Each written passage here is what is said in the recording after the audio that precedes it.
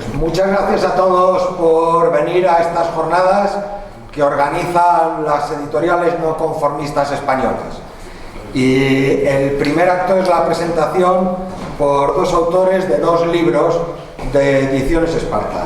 El que va a hablar en primer lugar es Ángel de la Iglesia, que ha escrito el libro Hasta donde el rey nos lleve, crónica de un escudero en la campaña de las Navas de Tolosa. Ángel de la Iglesia Gil Arranz, Madrid 1964, aficionado a la música y a la historia, es autor de Londres 1960-66, Ediciones Manzanares 1990, Armas Tomar Ediciones 2005 y Ediciones Cuarentena 2011. Un repaso social y musical sobre el movimiento juvenil mod, y luego ha escrito Diego de Uceda, Armas Tomar Ediciones en el año 2005, novela ambientada en el siglo XVI. Ahora reaparece con este relato corto sobre la batalla de las Navas de Tolosa.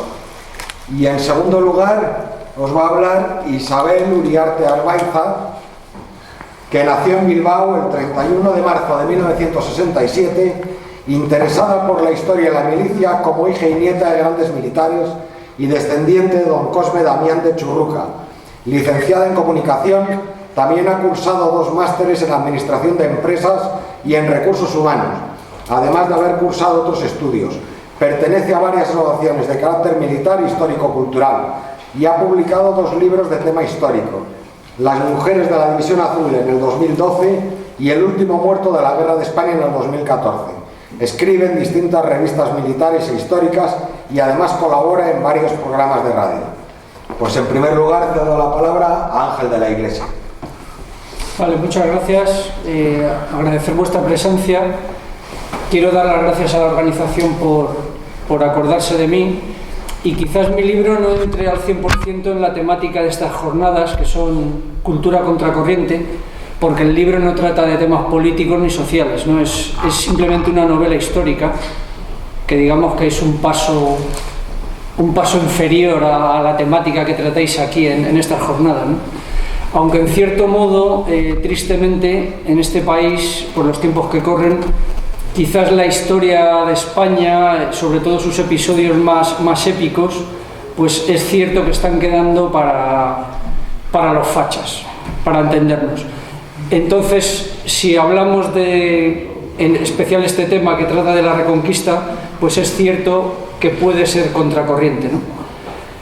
Yo pongo con esto mi pequeño granito de arena en la balanza para afirmar el concepto de Reconquista, que siempre estuvo en los cristianos de la Edad Media, así como en el concepto de España, que también estaba en las mentalidades de nuestros antepasados en la Edad Media. Así que, entendiéndolo así, podemos ver que el libro sí que esté un poco contracorriente, ¿no? El libro, como veréis, es muy pequeñito, muy cortito, es un relato muy corto, y no hay mucho que contar de él. La presentación también va a ser muy cortita. Como cuento en la introducción, la historia de la novela es un cúmulo de casualidades. Cuando se cumplió el 800 aniversario de la batalla, una asociación cultural de Alicante, Alfonso X, organizó unas jornadas en La Carolina, al lado del campo de batalla, y juntó allí a varias personas para dar charlas y pasear por aquella zona y ver museos, etc. Entonces, a pesar de que yo no soy historiador, sino un simple aficionado, me llamaron para llenar algún hueco, ¿no?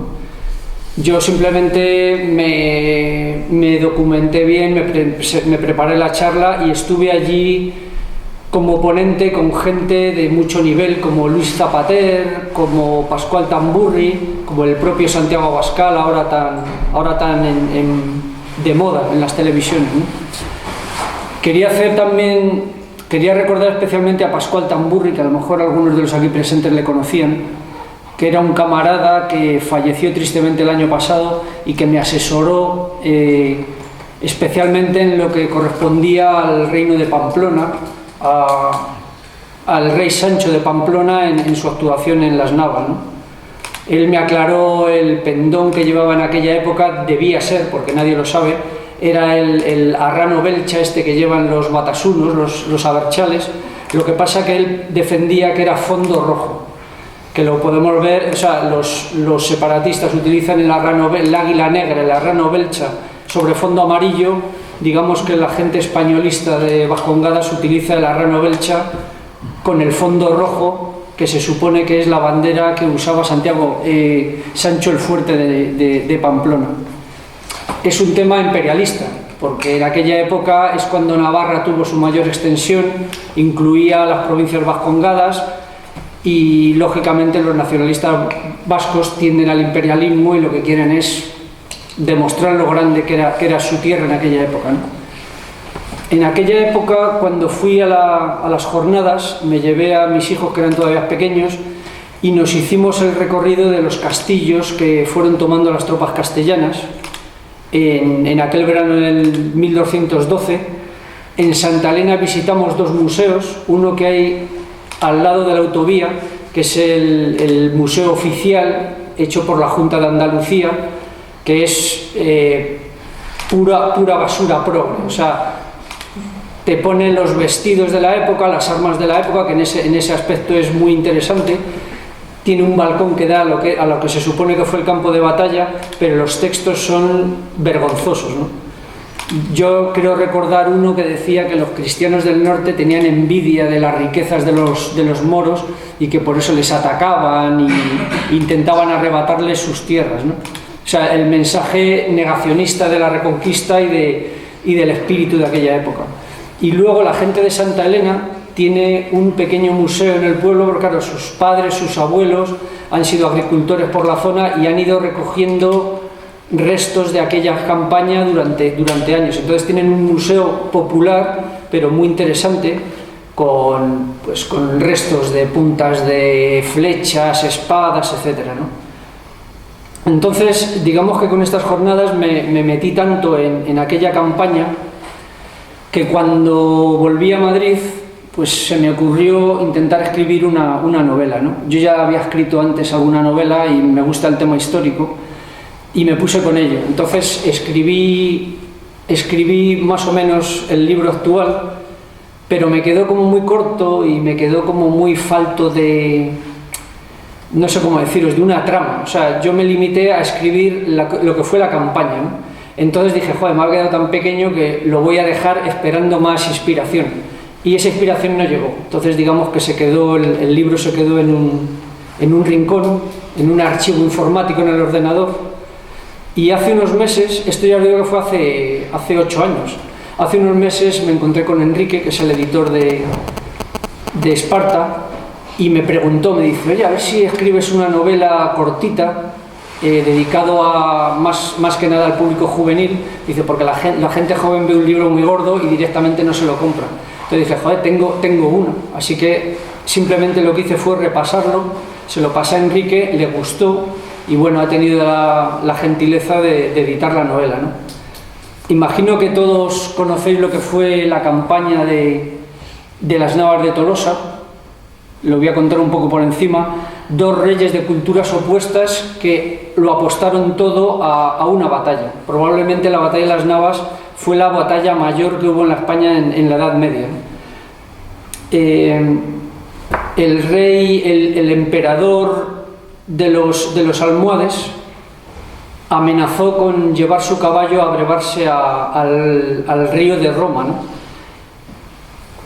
Tomó un castillo que tenían los castellanos en zona de nadie, en La Mancha, y a la campaña siguiente el rey castellano Alfonso VIII vio en serio peligro Toledo y todo el sur de su reino y movilizó a Jiménez de Rada, que era el arzobispo de Toledo, que se dirigió a Roma, pidió apoyo al Papa. El Papa promulgó una bula nombrando la guerra que iba a tener lugar el verano siguiente como cruzada. Fue la primera cruzada que hubo en España. Entonces el Papa invitó a todos los reyes de los alrededores a participar. Digamos que se hizo una gran coalición para parar al enemigo africano que amenazaba con acabar con la zona reconquistada, ¿no? Que después de tantos siglos.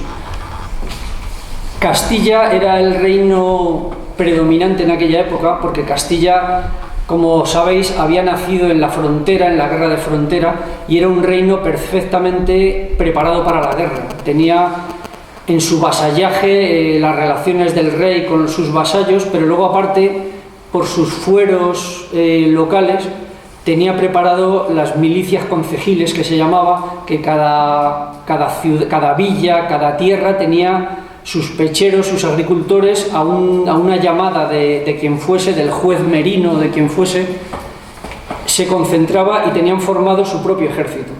Entonces ese ejército acudía a la llamada del rey según los fueros. Os voy a poner un ejemplo. El protagonista de esta novela es de Burgos. Las milicias concejiles de Burgos no fueron a la batalla de las Navas porque según sus fueros decían que si la batalla estaba a más de 3 jornadas no iba la milicia de Burgos. Entonces milicias de Burgos, milicias concejiles no fueron, sí que fueron las tropas del obispo de Burgos, que era, digamos, el señor feudal de Burgos. Y quien habla de Burgos habla de Palencia, habla de Segovia, en fin, por eso unas milicias concejiles fueron, otras no. Pero vamos, os quiero decir que Castilla estaba totalmente preparada para la guerra, por eso cuando acabó la Reconquista me imagino que la fuerza y el ímpetu les llevó a las guerras en el norte de África, en Italia y luego a la conquista de América, ¿no? A ver, que me quedo un poco atascado. La historia de aquella campaña tiene elementos para hacer una película de Hollywood, porque te pones a contar lo que fue aquella historia y hay temas que parecen casi increíbles, como cuando el ejército llega a Sierra Morena y se ve incapaz de cruzar la sierra sabiendo que el enemigo estaba al otro lado, y aparece un personaje que la historia ha dado varias versiones de él, un personaje harapiento que se presenta ante la guardia, logra hablar con los alféreces del ejército y les enseña un camino que les pasa a Sierra Morena y les frente al ejército musulmán, ¿no? Que el ejército musulmán, su intención no sabemos cuál era, pero estaba esperando al otro lado de la sierra. Es una campaña de película, porque ese gran ejército, un ejército que un último estudio histórico de Carlos Vara dice que debía ser de unas 10.000 personas.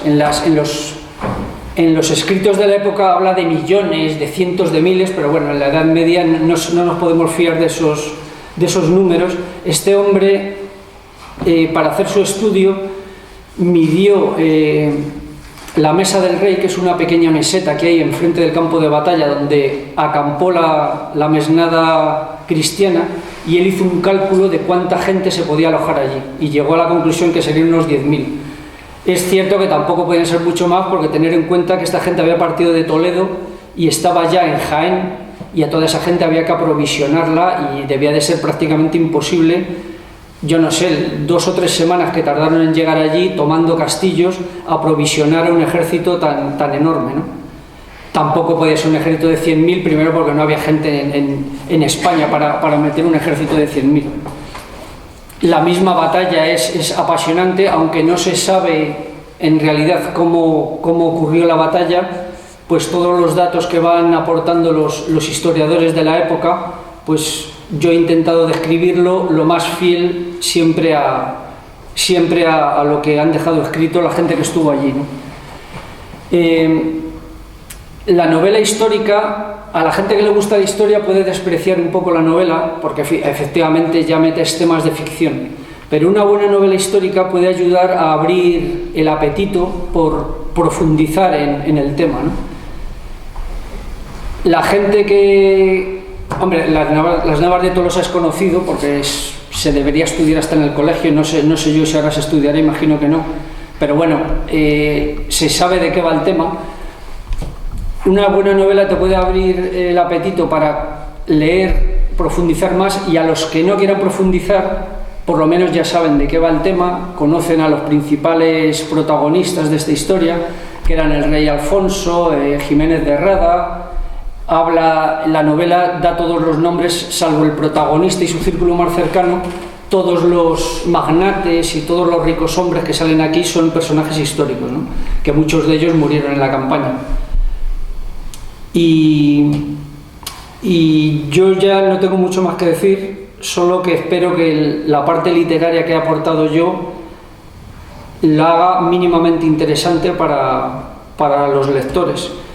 Y no tengo mucho más que decir. Aquí no hay problema de decir el final, porque todos sabéis que ganaron los nuestros.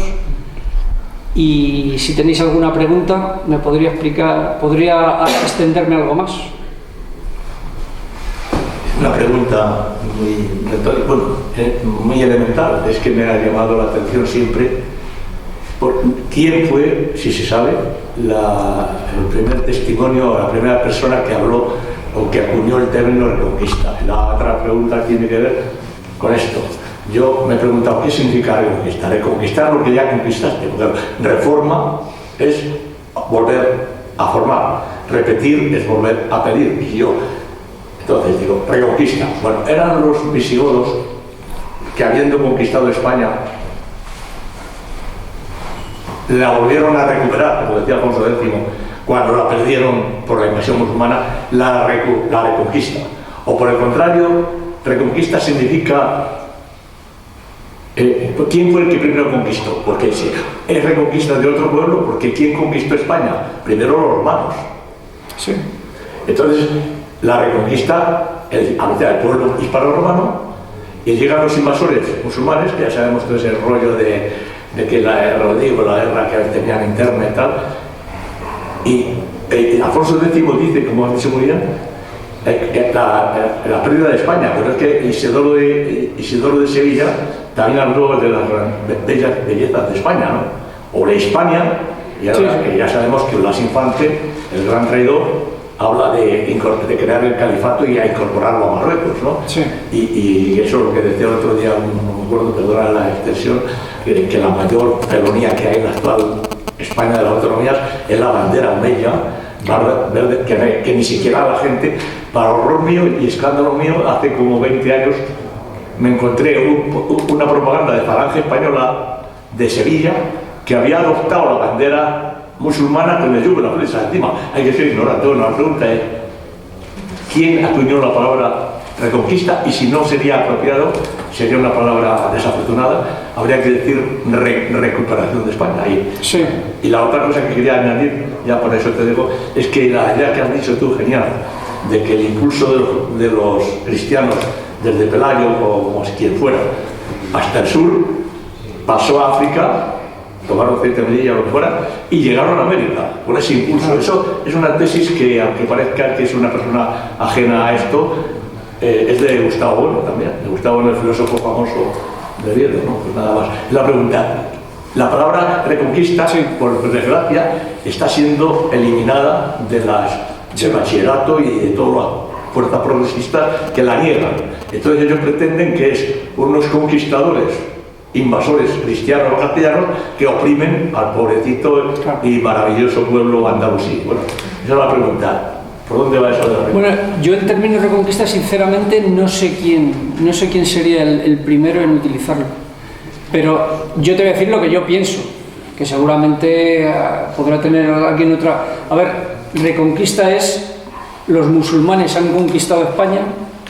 Y reconquista será recuperar. Claro, entonces son dos conquistas de diferentes sujetos. Los invasores conquistan.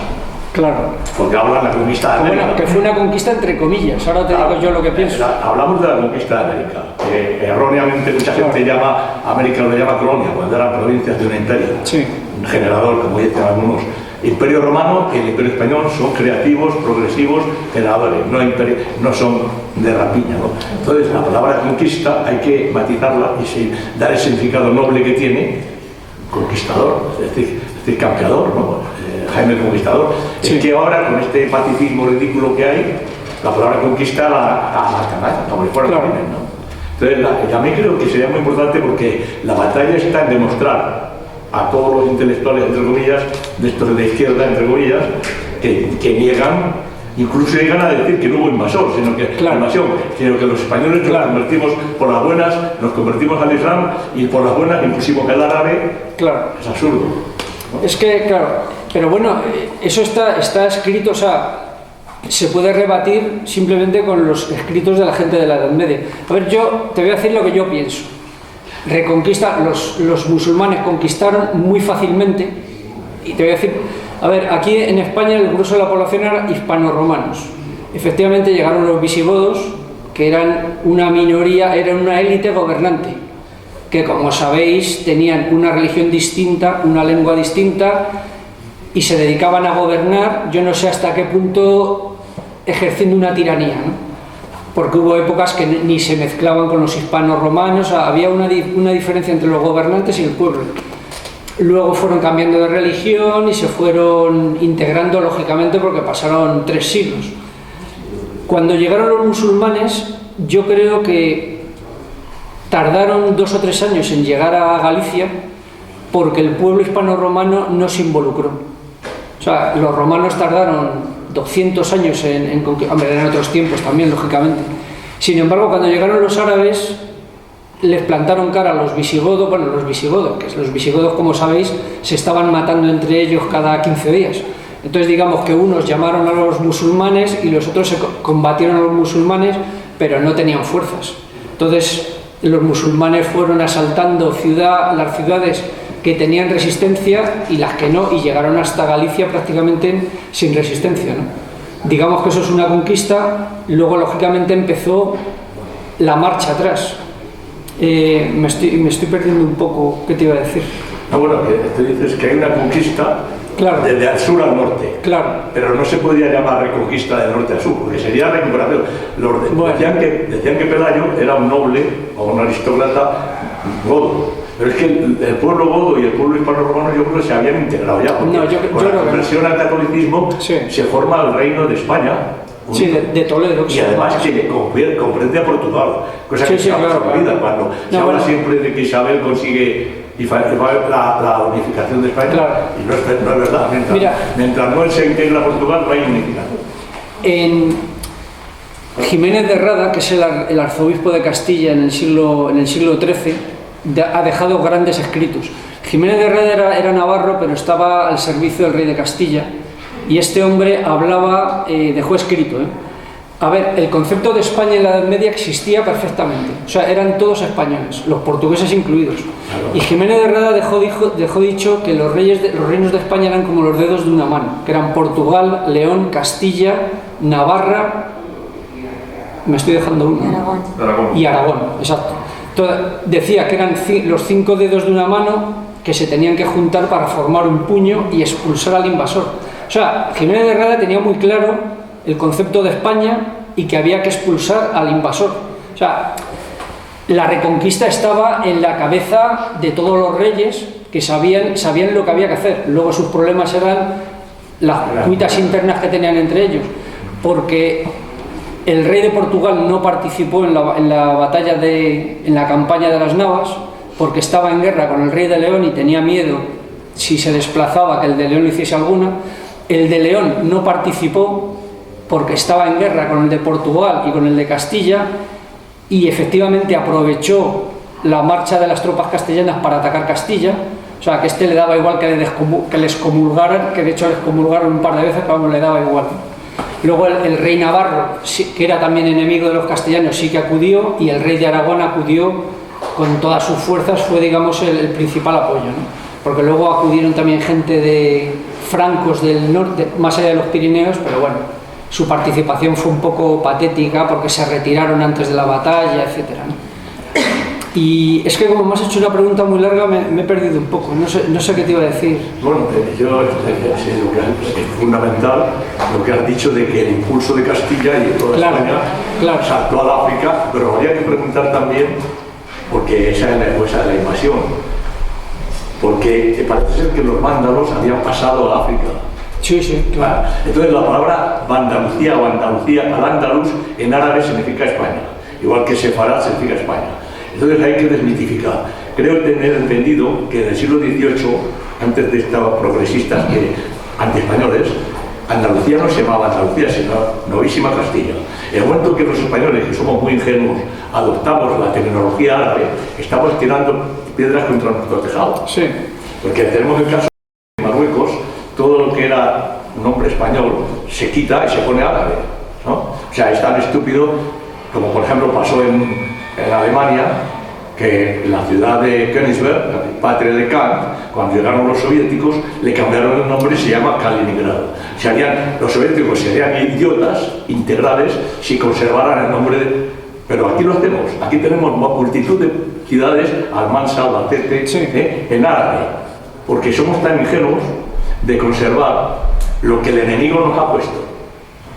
Y luego, claro, luego vienen los defensores de la islamización diciendo, claro, si tenemos no sé cuántas palabras del idioma en árabe, y tenemos la mezquita de Córdoba, por ejemplo, que se sigue llamando mezquita a pesar de ser cancelada, ¿no? Claro. Entonces la pregunta que yo tenía es, ¿qué cantidad de musulmanes de raza árabe, claro, o morisca entraron? Porque contra lo que diga la gente, Andalucía, o mejor dicho, Nueva Brasil, la bética romana, que habría que llamarla bética, en Andalucía, la bética es de mayoría, que dicen los americanos, caucásica o piel blanca. Sí, a ver. Entonces, ¿dónde está? Algunos gitanos. Que claro, esto hablamos de teorías.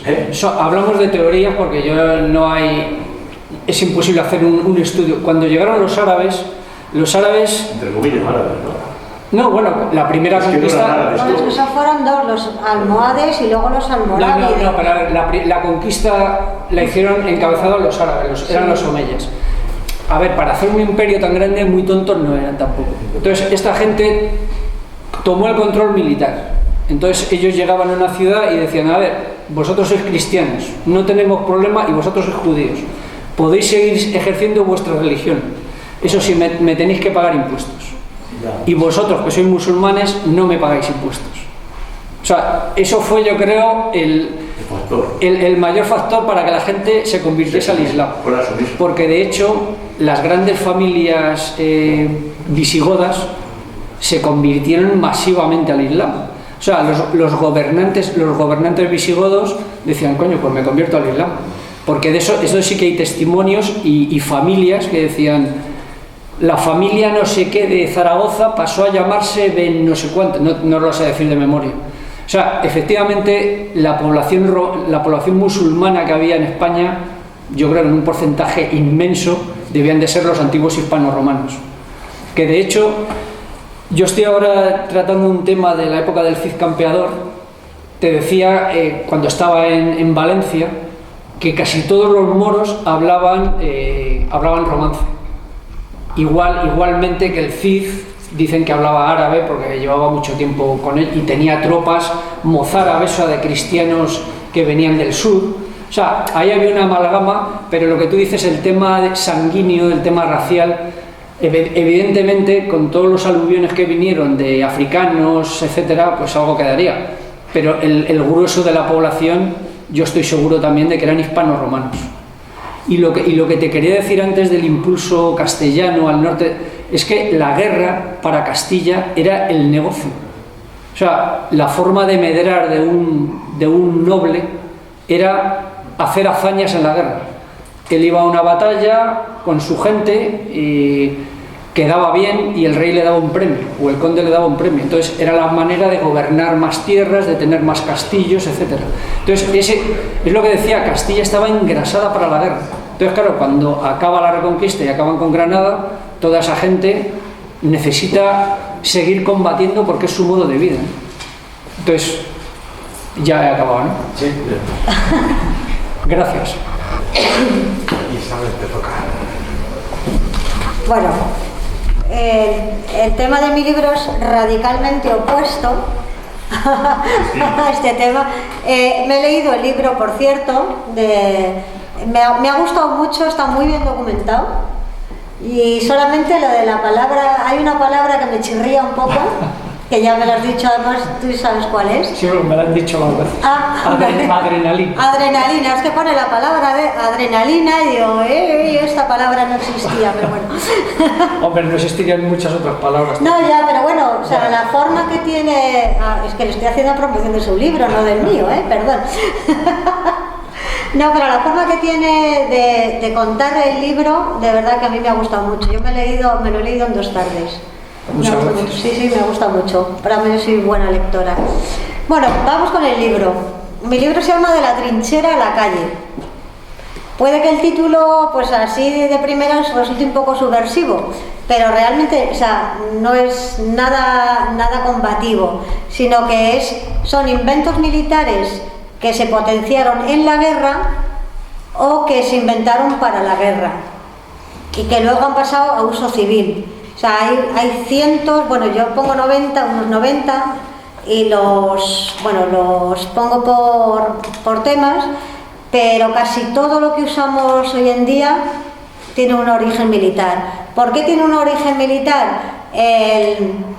Claro, antes no existía el I+D y todas esas chorradas que hay ahora, ¿no? Entonces, ¿quién tenía el dinero? El dinero lo tenían, evidentemente, los ejércitos. Entonces, a los ejércitos, pues había que curarle las heridas. O sea, lo primero y fundamental que pongo en el libro es la sanidad. ¿Por qué? Porque guerra y heridas, o sea, son uno y otro. O sea, desde que el mundo es mundo, desde que Neandertal le dio un estacazo a otro, tuvo una herida. Entonces, eso ha ido evolucionando. Sobre todo en la Primera Guerra Mundial, o sea, bueno, luego voy a hablar un poco más en concreto, ¿no? Pero en la Primera Guerra Mundial ha habido muchísimos inventos, tanto de sanidad como de alimentación, de comunicaciones, de moda. La moda también es importante, pero porque hubo una forma diferente de hacer la guerra. O sea, hubo una catarsis. Aparecieron los carros de combate, aparecieron los aviones, aparecieron en las trincheras, fue una guerra de desgaste. Entonces, a partir de esa Primera Guerra Mundial, entre la Primera y la Segunda Guerra Mundial, casi todo lo que utilizamos hoy en día es gracias a esa guerra, ¿no? Entonces yo, aparte de eso, de los inventos militares en sí, luego he puesto 200 dimes y diretes, que son palabras, expresiones, todo eso que utilizamos hoy en día, que no nos damos cuenta que también forman parte del mundo militar, ¿no? Entonces, bueno, voy a empezar primero por la sanidad. La sanidad lo he puesto, me voy a poner las gafas porque es que si no, no veo. La sanidad, bueno, pues tanto como la higiene hospitalaria, el uso de los rayos X, las ambulancias, la traumatología, la psiquiatría, la cirugía estética tan de moda que está ahora, que están todas recauchutadas, pues eso es gracias a la Primera Guerra Mundial, por cierto. Bueno, todo el mundo sabe la penicilina, la Cruz Roja, los preservativos, por ejemplo, incluso la higiene femenina. La gente me dice, bueno, eso es imposible, o sea, tanto las compresas higiénicas como los Tampax también forman parte, unos de la Primera Guerra Mundial y otras de la Segunda Guerra Mundial, ¿no? Por diferentes circunstancias, pero también, oye, tienen ahí, o sea, cosas de verdad que usamos todos los días, ¿no? Por ejemplo, la quimioterapia fue una consecuencia del gas mostaza. Prohibieron el gas mostaza y de repente unos médicos norteamericanos que estaban en Bélgica en la Primera Guerra Mundial se dieron cuenta que eso podía tener otro uso. O sea, son cosas que realmente, que no solamente la guerra es destrucción y muerte, ¿no? O sea, de las guerras han salido muchas cosas buenas para los civiles que usamos todos los días, ¿no? Entonces, bueno, tengo que contar una cosa. Este libro, hablando de todo esto, se me ocurrió después bueno, yo estaba estudiando el último máster y todo el mundo me veía mi Cristo paracaidista y tal, y esto es paz y amor, y incluso una de las profesoras me decía, es que la guerra y los militares no sirven para nada y tal, y yo me cago en la leche, que yo tengo que aprobar con esta individua. Y entonces de repente nos dijo, tenéis que hacer una presentación de lo que queráis, 10 minutos. Digo, ojo, se me ha abierto el cielo. Entonces, como esta también era muy feminista y tal, entonces pues empecé por la higiene hospitalaria, que fue una enfermera, bueno, de origen italiano, pero inglesa, Florence Nightingale y luego hablé de los rayos X de Marie Curie. Entonces ya como, oh, 2 mujeres y tal, ¿no? Entonces luego ahí la enganché. Y así, entonces por eso empecé por la sanidad y hice todo un poco de sanidad, ¿no?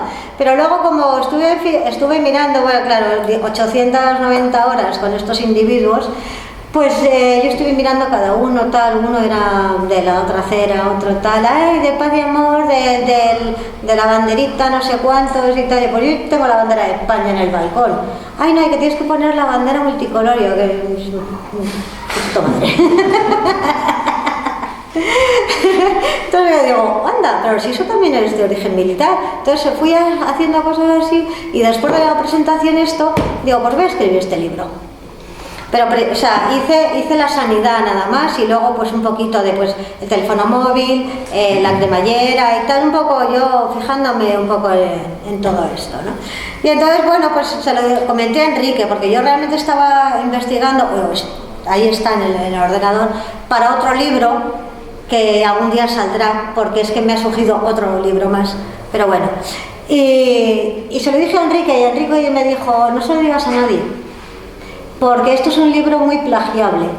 O sea, a nadie se le ha ocurrido 380 páginas, a nadie se le ha ocurrido escribir de eso. Y entonces yo, año y medio, ahí callada, hasta que ha salido el libro, ¿no? Y entonces, bueno, así es como empezó el libro, que es por como tenía que haber empezado. Luego el prólogo, a lo mejor a alguien le puede chocar que me lo haya prologado Agustín Muñoz Grandes, el que todos, no sé si conocéis, el teniente general Muñoz Grandes, ¿no? Que me conoce desde que era así de pequeñín. Bueno, que tampoco he crecido mucho, pero bueno. Y un día la hermandad de la Legión me dijo, oye niña, ¿no estás escribiendo nada? Porque como ya había leído, o sea, él ya se había leído mis otros 2 libros, digo, sí, estoy escribiendo de esto, pero no se lo digas a nadie. Entonces me dice, cuando termines de escribirlo, quiero que me lo mandes y te escribo unas líneas. Y la verdad es que me ha escrito un prólogo muy yo, ya si lo compráis ya veréis que es un libro muy yo y un prólogo muy yo. Y entonces, bueno, pues así fue, y estuve investigando, perdón, ahí tomo, y estuve investigando una cosita y otra, hay cosas que todo el mundo sabe, ¿no? O sea, cuando hablo de la alimentación, a ver, si a un ejército no se le alimenta, o sea, no tienes ejército. Y uno de los, fíjate, os chocará, pero uno de los que más investigó sobre cómo alimentar a sus tropas fue Napoleón.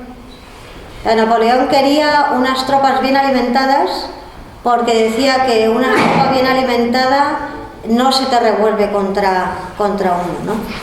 Entonces, en la época de Napoleón, por ejemplo, son las latas de conserva. Luego, 30 años después, que ya lo veréis en mi libro, apareció el abrelatas. Porque, o sea, una cosa y otra no fueron unidas, sino 30 años después que alguien dijo, oye, no vamos a estar abriendo las latas a bayonetazos. Luego también en la época de Napoleón, también hizo la leche condensada, también es de esa época, o sea, que no se hace 4 días, ni lo ha inventado... Luego la margarina también es de la época de Napoleón, porque, claro, era muy difícil mantener la mantequilla en unas condiciones que, vale, cuando iban a Rusia estaba congelada, pero cuando iban a Egipto la margarina se iba a la mierda, perdón. Entonces Napoleón fue un buen precursor de todo esto. También en la época de Napoleón, que os chocará, son los cubitos, los de Avecren, los que tenemos en la despensa todos los días, ese también es de la época de Napoleón. Y luego, bueno, pues hay también, ya después, en la Primera Guerra Mundial, pues el queso procesado, el pan de molde, las salchichas vegetarianas, que las salchichas vegetarianas no las inventó ningún hippie en los años 60. No, o sea, fue por un tema de logística en la Primera Guerra Mundial en Alemania. O sea, no había carne para hacer las salchichas. No, y tampoco había el pellejo de las vacas para poner las salchichas, porque estaban en los Zeppelin. O sea, claro, para hacer las cubiertas de los Zeppelin se necesitaban muchísima piel de vaca. Entonces no había... Y entonces Adenauer dijo, yo tengo que alimentar a mi población, pero claro, no tengo carne, no tengo nada.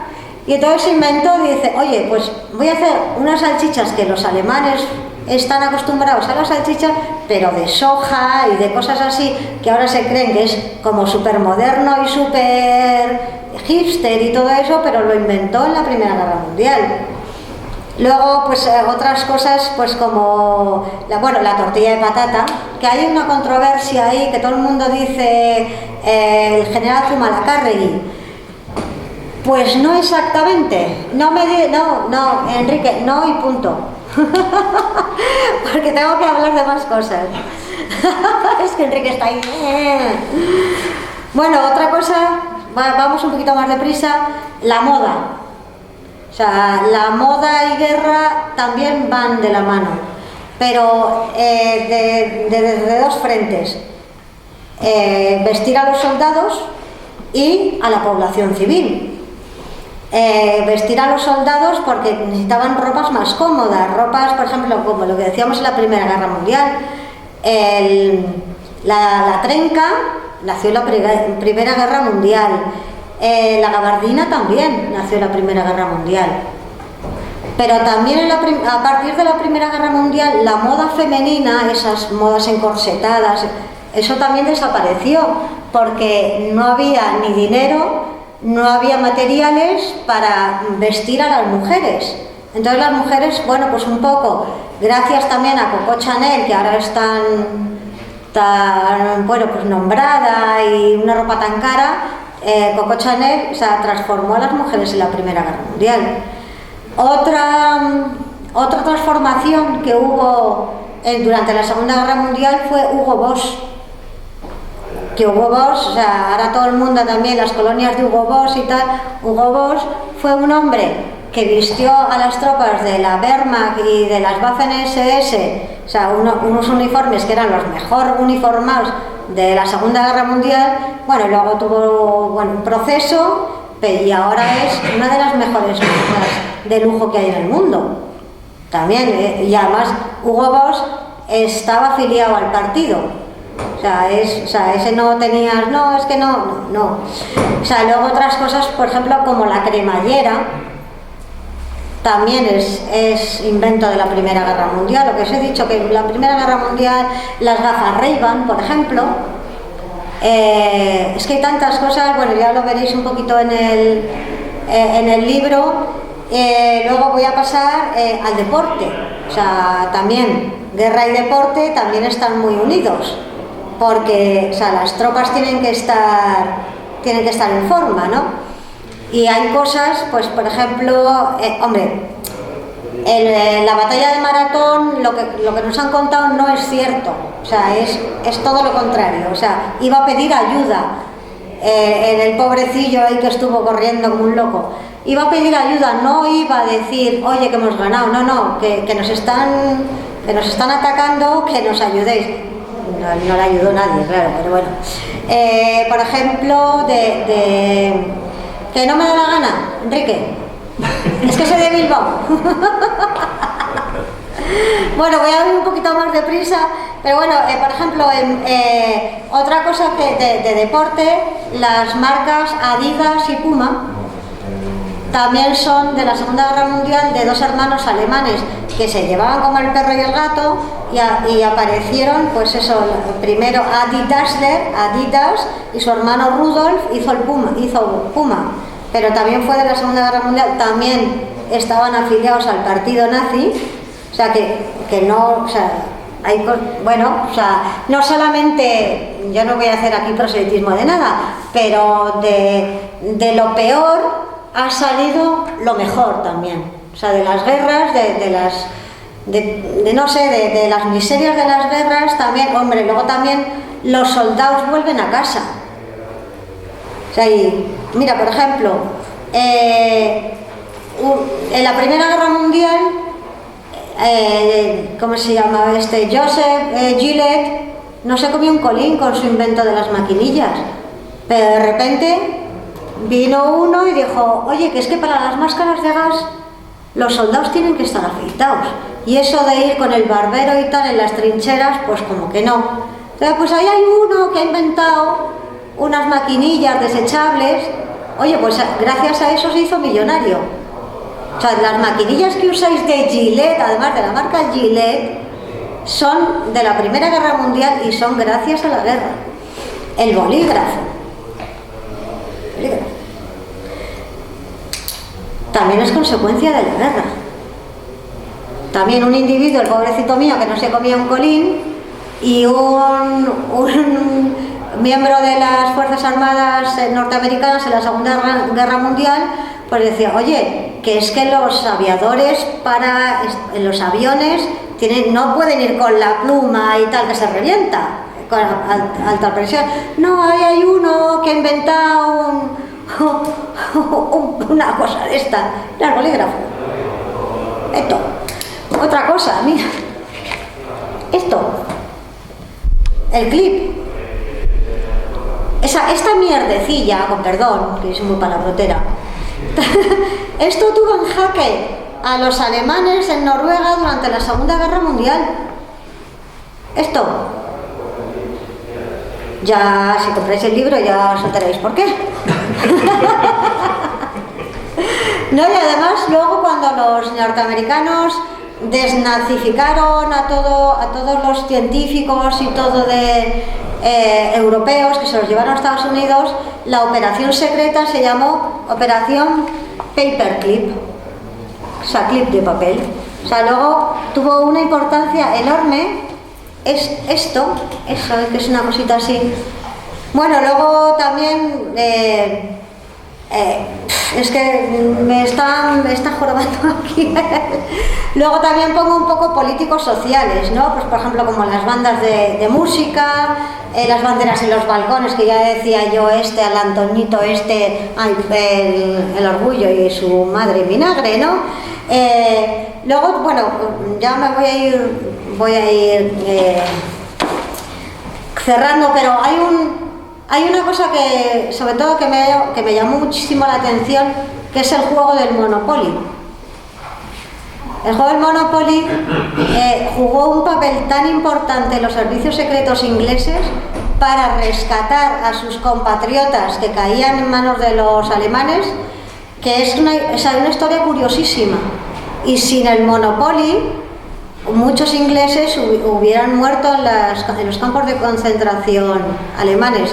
Y tampoco os voy a decir el por qué, pero bueno. Y bueno, luego ya lo de los dimes y diretes, bueno, también un poco pues el todoterreno, la movilidad, la tecnología, la comunicación, tal, o sea, luego ya un poco de popurrí, pues el todoterreno, el Beetle, el radar, el avión, el teléfono, que luego fue el teléfono móvil, los walkie-talkies, internet, los satélites, bueno, un poco de todo. Y luego ya me paso a los dimes y diretes, que son desde la palabra armario, que también tiene un origen militar, hasta expresiones como apaga y vámonos, como están hasta los topes. Bueno, hago un popurrí de 200, hay cosas que usamos todos los días y que no nos damos cuenta que tienen un origen militar. Y como Enrique es que me está apretando mucho, pues ya no voy a poder hablar más de mi libro. Si tenéis alguna pregunta cortita. Una pregunta respecto al ámbito sanitario. ¿Perdón? Respecto al ámbito sanitario, sí. He escuchado acerca de que el triaje tiene origen, en este caso de la Primera Guerra Mundial, con el ejército francés. ¿Sabe acerca de si es cierto? Sí, el triaje también es invento militar. Ah, bueno. Sí, además lo pongo también en el libro. Lo que pasa es que no puedo hacer porque como aquí mi compi hasta mucho rato, no, que está muy bien, ¿eh? Pero sí, el triaje, además lo pongo en el libro, es de origen militar, por supuesto. Y hay muchísimas cosas de origen militar, o sea, cosas. Ahora mismo os puedo decir el reloj de pulsera, el cambio de hora. O sea, por ejemplo, el cambio de hora en la guerra civil. La guerra civil, bueno, hubo su caos particular en el tema horario, ¿no? porque cuando el bando nacional tenía un horario, el bando republicano tenía otro. Y hasta que en el año 41 Franco dijo, no, esto hay que unirlo, y además vamos a coger el horario alemán, no porque fuera el horario alemán, sino porque era el más europeo. Porque ya sabéis que los países anglosajones y nosotros no nos hemos llevado nunca bien. Entonces, claro, para el tema de comercio y todo, nos venía mejor el horario europeo. O sea, aunque por el uso horario estamos más hacia los países británicos, o sea, las islas británicas, pero es más el horario europeo, por temas económicos sobre todo. Una mera atención. Lo que has dicho de que a través de las guerras se ha producido un desarrollo brutal social, sí, de la industria, de la tecnología, también lo avala. Yo no soy ningún discípulo, pero lo avala Gustavo Bueno, el famoso filósofo, sí, diciendo que la guerra no es una catástrofe, sino un intermedio entre etapas de paz. Es como los movimientos tectónicos. Es decir, las sociedades humanas no es que estén maldecidas, es que la guerra es como la noche y el día. O sea, hay paz y hay guerra como hay. Mira, te voy a decir, o sea, te voy a contestar con una frase muy sencilla. Las guerras no las hacen los militares. No. Las ejecutan los militares, pero las guerras se idean en los despachos de los políticos. Entonces, cuando se quiere haber un cambio político, son los políticos. No son, no, es que somos antimilitaristas, no, o sea, es que les tienes que pedir cuentas a los políticos, no te les tienes que pedir cuentas a los militares. Yo Entonces, por eso, cuando sí. Yo no diría ni que los políticos, yo diría que las guerras es como las manadas de bisontes contra los cocodrilos o los gatos contra los ratones. Es forma parte de la naturaleza humana que la conquista del territorio. No, muchas veces por temas económicos, ¿no? ¿Tú qué te crees? Bueno. Los lobos invaden un territorio y las ovejas entran en lucha, pero no es por maldad de nadie. La guerra no es una maldición, es como ir a trabajar. Unos trabajan con las armas y otros con la especulación bursátil y otros engañando y timando a la gente. Cada uno, ahora tiene razón, no los militares son los capaces. Claro, las guerras se preparan en los despachos y sí, las ejecutan los militares. Obedecen a otras presiones. Bueno, sí, a ver, yo te podía estar 2 horas, pero es que mi editor, nuestro editor nos va a matar, hablando de por qué se hace la guerra, porque yo soy hija y nieta de general. O sea que he vivido mucho el tema castrense. Y también he vivido el tema mucho de los años de plomo, porque la familia de mi madre han estado todos amenazados por ETA. O sea que te voy a contar yo de las luchas y de todo esto. Yo lo que no quiero protagonizar. La guerra no la decide una persona durmiendo. Bueno, mañana va a hacer una guerra. No. La guerra es como una epidemia de gripe. Surge porque tiene que surgir. Hay 20.000 factores, millones de factores. Por eso te digo que podía estar 2 horas. Sí. Concluyen en una guerra, pero la guerra es como el estallido final, como cuando hay una riada porque ha llovido mucho y entonces arrasa con. Pero eso es la guerra. La guerra no es que un malvado general. Pero por eso, o sea, de las penurias de la guerra, o sea, yo en este libro no profundizo en por qué de las guerras, profundizo en que de lo penoso de la guerra han salido muchas cosas que utilizamos hoy en día. O sea, sin más. Hombre, hay más inventos, hay más cosas, pero bueno, es que Enrique me decía, niña, no escribas más, no escribas más, no escribas más. Pero bueno,